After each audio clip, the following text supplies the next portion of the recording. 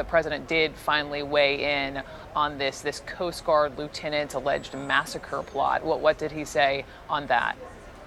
That's right, Brooke. This is the first time that this so-called white supremacist Coast Guard has been weighed in on by the president. He said that it's a shame, a very sad thing when a thing like that happened. He said that he thinks his language is very nice. He denied that, his rhetoric could have inspired this person who's been described as a domestic terrorist who had a hit list that included Democrats, that included media figures. And some critics have said that perhaps the incendiary rhetoric used by President Trump and his allies could have created the environment in which this Coast Guard official allegedly did develop this plan for a mass killing. But of course, President Trump not taking responsibility for that, saying that it's not his fault. This was an isolated incident.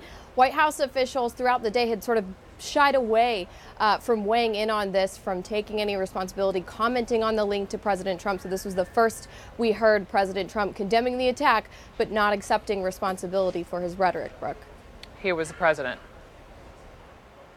Mr. President, when were you briefed, sir, on the Coast Guard member who was arrested for threatening Democrats and other members of the I'm actually getting a very final briefing and a very complete briefing in about 2 hours after this. Do you have any thoughts on this man? I think it's a shame. After members of the Yeah, I think it's a very sad thing when a thing like that happens, and I've expressed that, but I'm actually getting a very complete briefing in about 2 hours. Do you think that you bear any responsibility for moderating your language when it comes to that? No, I don't. I think my language is very nice.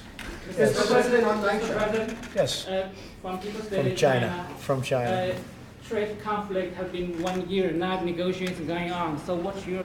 So it was the "it's a shame" soundbite that I wanted to be able to play, talking about this, white supremacist Coast Guard lieutenant and this, plot to massacre so many people. And so the president, until 5 seconds ago, essentially hadn't weighed in on it, but was, quick to jump in on, say, Jussie Smollett.